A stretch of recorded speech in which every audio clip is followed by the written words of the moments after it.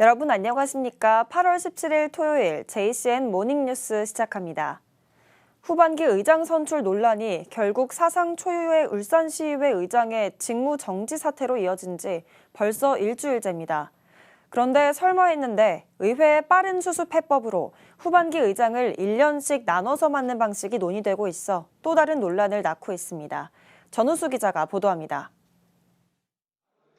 울산시의 의장 직무정지 결정이 내려지면서 국민의힘 울산시당이 사퇴 수습에 적극 나섰습니다. 국민의힘 소속 의원이 절대 다수를 차지하는 울산시의회 파행이 장기화되자 당의 이미지가 훼손되고 실추되는 것을 더 이상 지켜볼 수만은 없었기 때문입니다. 김상욱 시당위원장은 기자회견을 통해 논쟁의 중심에 있는 이성영 의장과 안수일 의원을 잇따라 만났고 사태의 조기 수습을 위해 서로 간 많은 논의를 했으며 긍정적 진전이 있었다는 입장을 밝혔습니다. 아직까지 완결된 것이 아니기 때문에 상세한 말씀은 좀 조심스럽긴 하지만은 상당한 정도의 양측 간의 화합 진척이 좀 있습니다.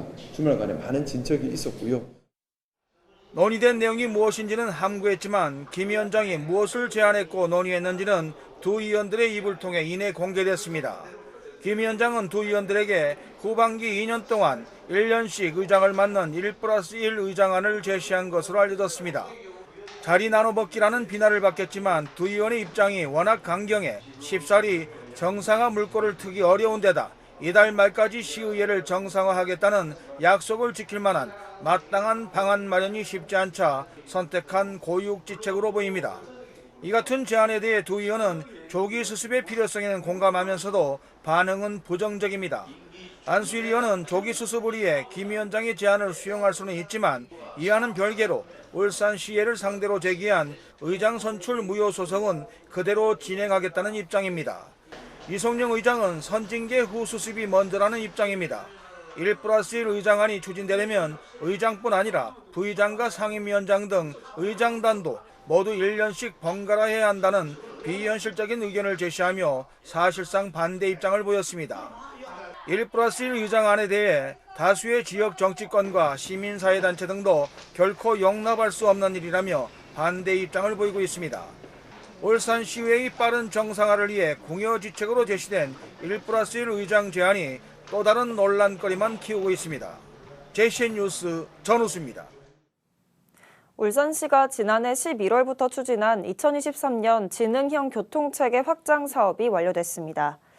27억 1,400만 원이 투입된 이 사업은 신복 로터리 평면 교차로 전환에 따른 실시간 신호 제어 체계 도입과 자율주행 등 미래교통 환경 변화에 대응한 시설 보강과 확장이 핵심입니다. 특히 남구 무거동 옥현 사거리에는 교통량에 따라 실시간으로 신호 제어가 가능하도록 AI 기술이 적용된 CCTV가 설치돼 출퇴근 시간대 신호 대기 시간이 약 10초에서 30초 정도 단축됐습니다. 울산시가 울산 도심 융합특구 기본 계획안에 대한 시민들의 의견을 듣기 위해 어제부터 2주간 열람에 들어갔습니다. 울산시는 지난 2022년 12월 국토교통부의 도심 융합특구 사업에 울산 KTX 역세권과 다운동 테크노파크 일원 등 두 곳이 선도 사업지로 선정됨에 따라 지난 5월부터 울산 도심 융합특구 조성 기본 계획 용역에 들어가 최근 완료했습니다.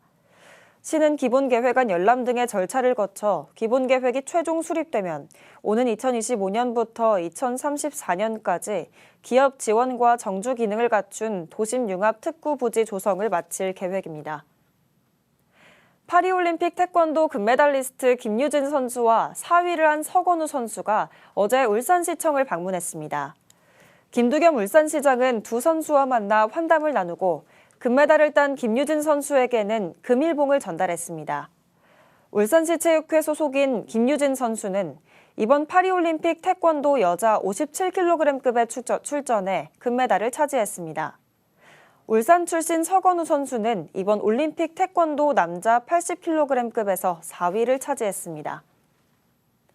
진보당 윤종호 의원은 어제 농소외동관 도로 현장 사무소를 방문해 공사 진척 상황을 점검하고 조속한 개통을 위해 노력해 줄 것을 당부했습니다. 이날 현장 방문에 동행한 김대곤 부상지방국토관리청 도로관리국장은 국도 7호선을 이용하는 주민들의 요구가 많은 도로인 만큼 2027년 말 임시 개통하는 등 공기를 앞당기기 위해 최선을 다하겠다고 말했습니다. 농소외동간 도로 개설 공사는 총 사업비 1,875억 원을 들여 북구 농소 선동에서 경주시 외동읍까지 5.9km의 자동차 전용 도로를 개설하는 것으로 오는 2028년 4월 완전 개통될 예정입니다. 유니스트 연구팀이 운행 중인 전기차를 무선으로 충전하는 기술을 개발했습니다. 유니스트 전기전자동학과 변영재 교수팀은 이동 중인 전기차에 끊김없이 전력을 공급하는 무선 전력 공급 트랙을 개발했다고 밝혔습니다. 이 기술은 도로 아래 설치한 전선으로 넓고 강한 자기장을 형성해 이동 중인 전기차에 실시간으로 전력을 공급할 수 있어 전기차의 긴 충전 시간과 짧은 주행거리 문제를 해결할 수 있는 것으로 전해졌습니다. 울산대학교는 어제 울산대 해송홀에서 제51회 후기학위 수여식을 열었습니다. 이번 후기학위 수여식에선 학사 416명과 석사 272명, 박사 68명 등 모두 756명의 졸업생이 학위를 받았습니다. 오연천 울산대 총장은 여러 불확실성을 극복하고 우리 사회에 필요한 인재로 활동해달라고 당부했습니다. 올해 임금과 단체 협상의 난항을 겪자 HD현대중공업 노조가 부분 파업을 예고했습니다. 파업에 들어갈 경우 생산 차질과 납기 지연 등이 우려되는 가운데 다른 조선 업체들도 동반 파업 절차를 밟고 있는 것으로 전해져 위기감이 커지고 있습니다. 전동훈 기자가 보도합니다. HD현대중공업 노조가 오는 28일부터 3시간 동안 부분 파업에 들어갑니다. 올해 임금과 단체 협약 교섭에 난항을 겪고 있는 HD현대중공업 노사는 지난 13일 진행한 17차 교섭에서도 합의점을 찾지 못했습니다. 앞서 노조는 전체 조합원의 65.1% 찬성과 중앙노동위원회 쟁의 조정 중지 결정으로 파업권을 확보한 상태입니다.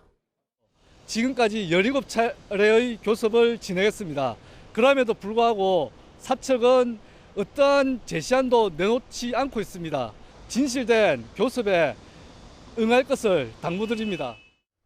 노조는 조선업이 호황기에 들어섰음에도 처우는 과거와 크게 다르지 않다며 불황기의 임금 축소와 대규모 희망퇴직 등을 감내한 만큼 합당한 보상이 필요하다는 주장입니다. 이에 기본급 15만 9,800원 인상과 임금 피크제 폐지, 정년 연장 등을 요구하고 있습니다. 반면 사측은 급격한 임금 인상에 난색을 보입니다. 그러면서 오랜만에 다시 찾아온 조선 업황 회복의 기회를 살리기 위해 노사가 힘을 합쳐야 하는 중요한 시기에 노조가 파업을 결정해 안타깝다며 타협점을 찾는 데 노력하겠다고 밝혔습니다. 한편 HD현대중공업의 파업 예고와 맞물려 다른 국내 조선업체들의 노조도 동반 파업 절차를 밟고 있는 것으로 전해지면서 조선업계 전반에 파업의 그림자가 드리우고 있습니다. JCN 뉴스 전동훈입니다.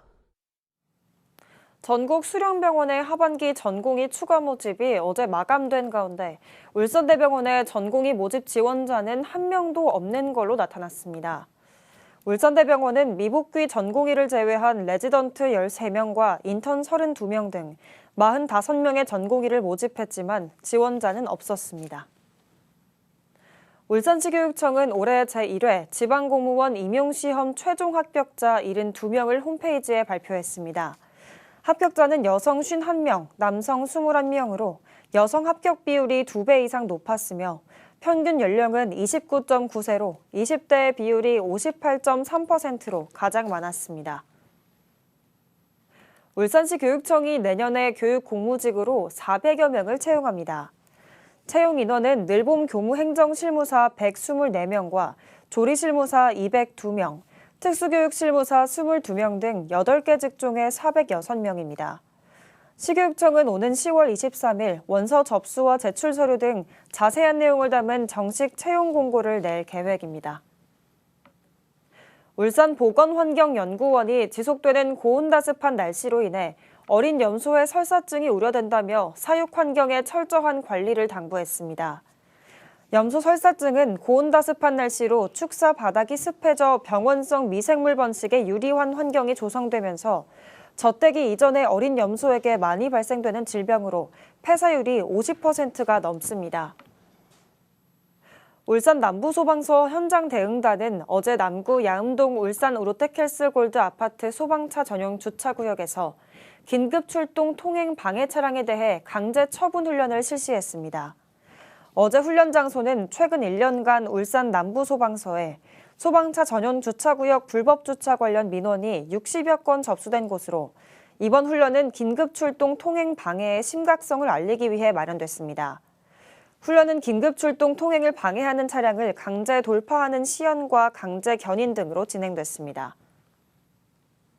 울산 지역 아파트 매매 가격 하락이 8개월째 이어지고 있습니다.